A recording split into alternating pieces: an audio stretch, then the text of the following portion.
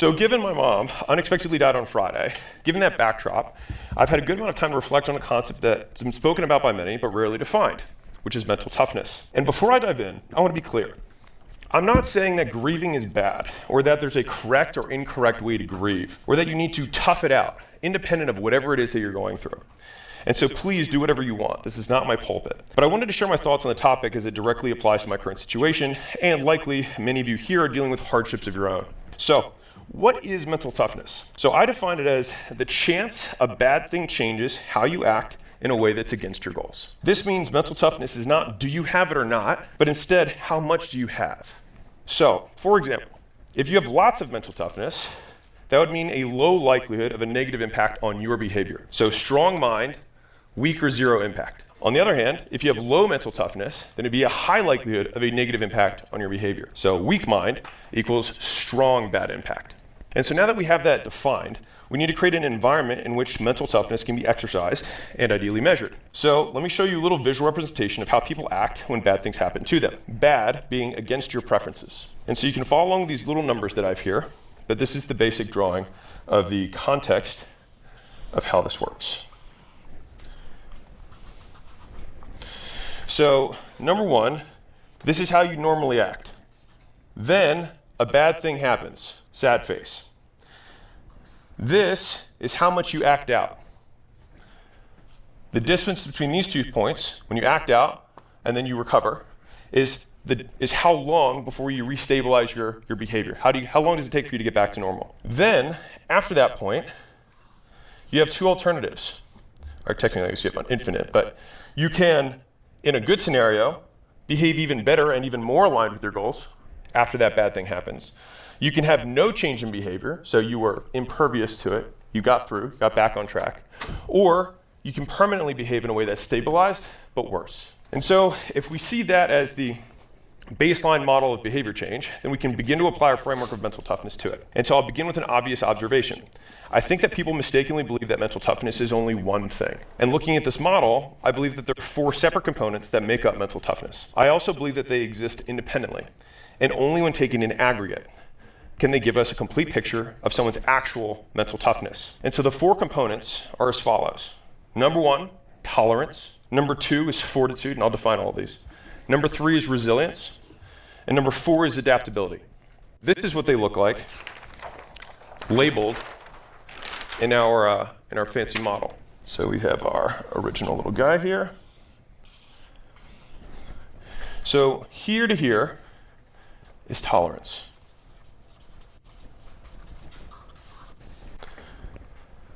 Here to here is fortitude. Here to here is resilience, and here to here is adaptability. Okay, so the first component of mental toughness in my model is tolerance. I already made a video on this.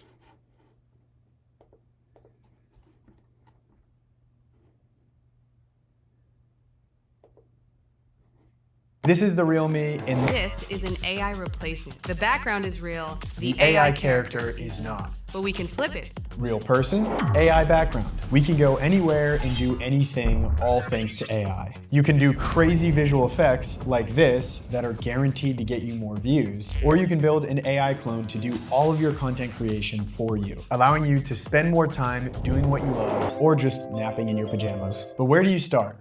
Just keep watching.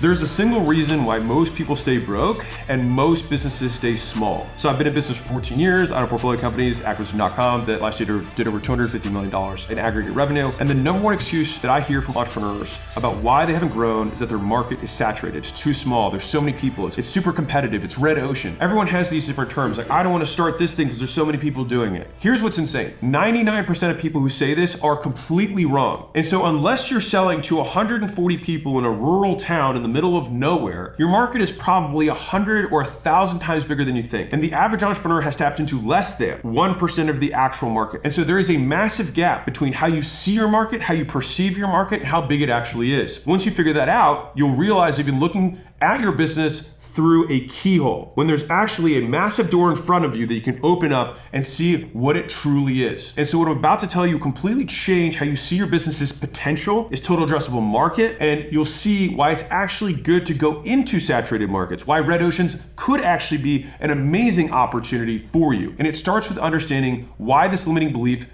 exist to begin with. For the most part, in my opinion, is that people want to protect their egos. They say that their market is too small, and that's the reason they haven't been able to scale. I can't scale my ads past $1,000 a day because I think I've saturated my market. No, bro, you haven't saturated your market. You haven't saturated Facebook. Your ads suck.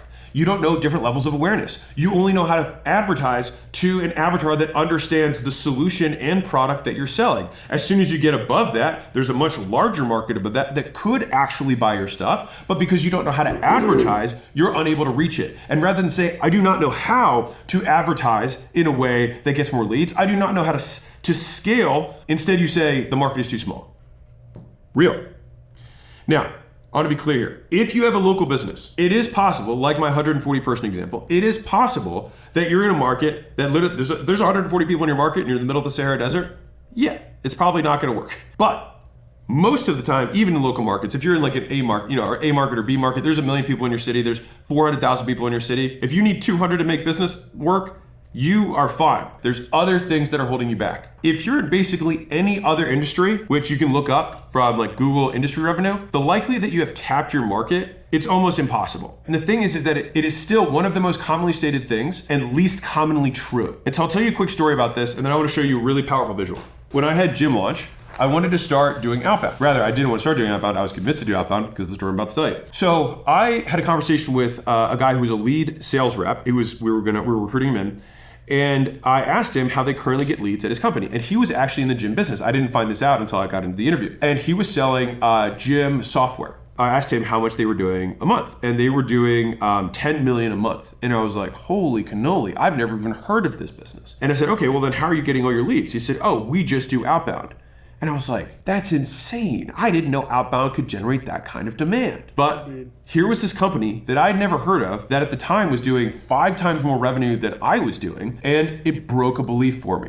So let me give you this visual that I think is super powerful for understanding this. So let's imagine that this is 100% of the pie. This is the entirety of the market, right? So if you had 100% access to the market, you'd be super happy. Now, this is what happens in people's minds when a competitor comes in. So you say, oh my God, there's them and there's me. Oh, I guess I will be medium happy about this situation. And then let's say you have 2 more competitors that come in. Now you're very sad because you're like, wait, I used to have this whole pie. Now I only have a quarter of the pie. This is false. This belief set will keep you poor, or at least poorer than you would otherwise be if you adopted a different perspective. So you currently advertise in one way using one specific platform and one specific medium on that platform. And so this little red slice of pie here, right? What is it in actuality? Well, let me show you.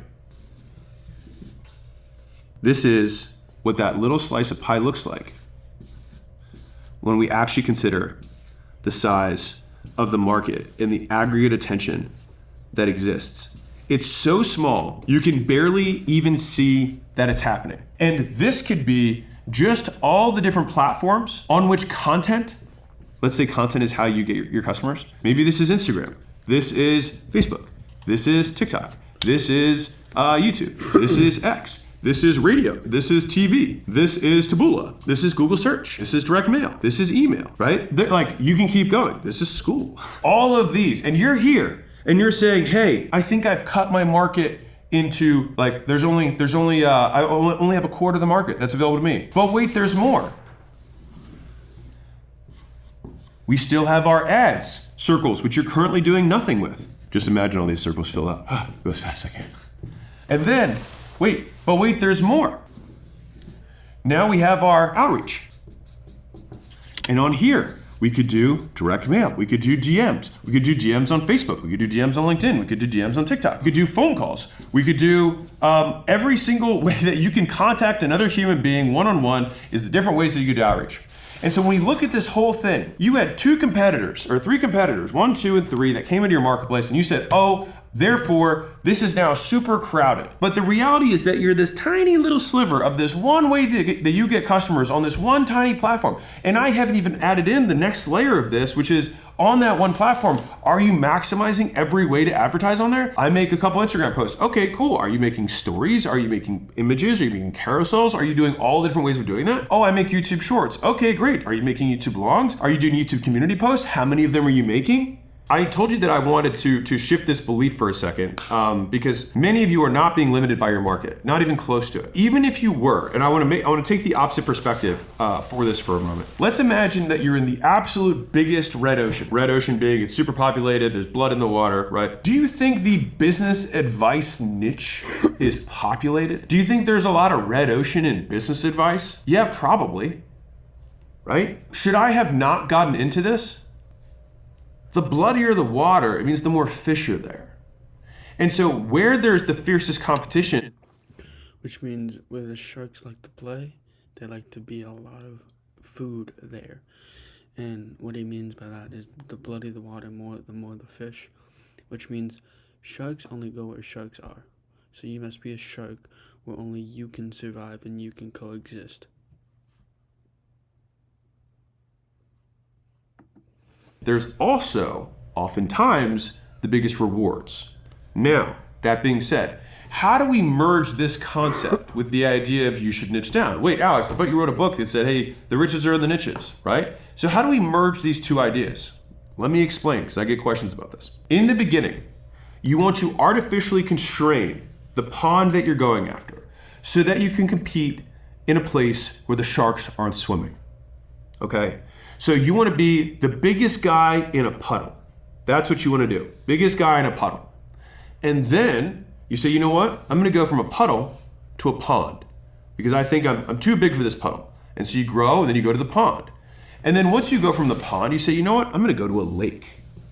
Now I'm in a lake because I'm an even bigger fishy, right? Now I'm in a lake. And then eventually you get to the point where you say, you know what? I think that I'm big enough to go into open class, open market, and fight in the ocean. Now, if we were to look at this trajectory, you do not need to be liked by everybody. You need to choose your friends and your enemies carefully. I'm going to teach you how to. I started as a trainer. And I talked about nutrition and stuff. And then I talked about gym stuff. And then I started talking about business stuff. So you're going to have evolutions where you can get big enough for a pond that you can move on from the pond to the lake and the lake to the ocean. It's just that it's directly correlated with your skill and your experience.